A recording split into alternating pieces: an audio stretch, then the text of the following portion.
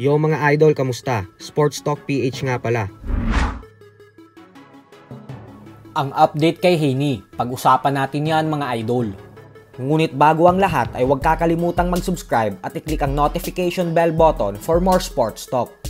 So muli na naman nga pong ipinahamak ni Ryan Garcia ang kanyang katunggalin na si former undisputed lightweight world champion Devin Haney.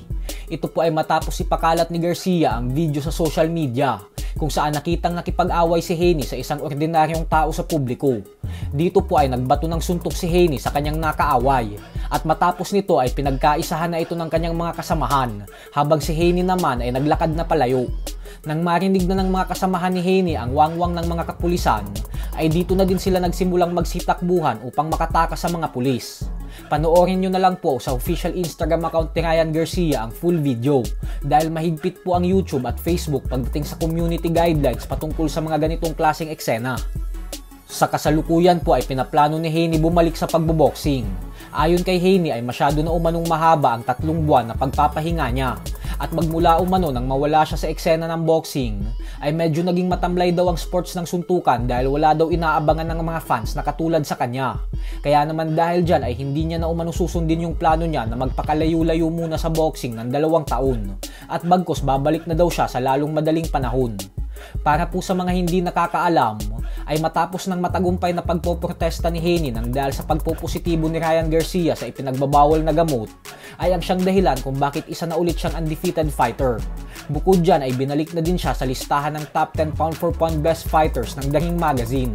Kaya naman dahil dyan ay muli na ding nagbalik ang pagiging maangas ni Haney.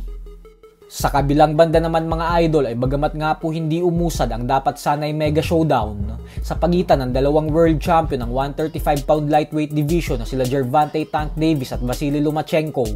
Gawa ng umatras si Lomachenko sa dahilan na wala daw siyang gana lumaban ngayong taon dahil mas gusto niya daw munang magbigay ng oras sa mga mahal niya sa buhay.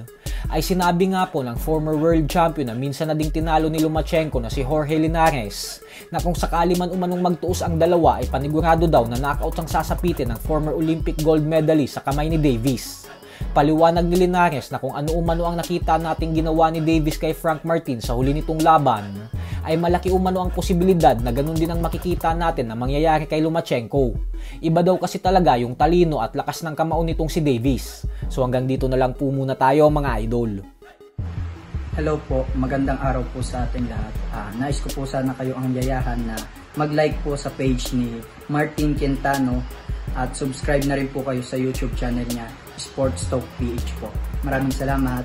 Sports Talk PH.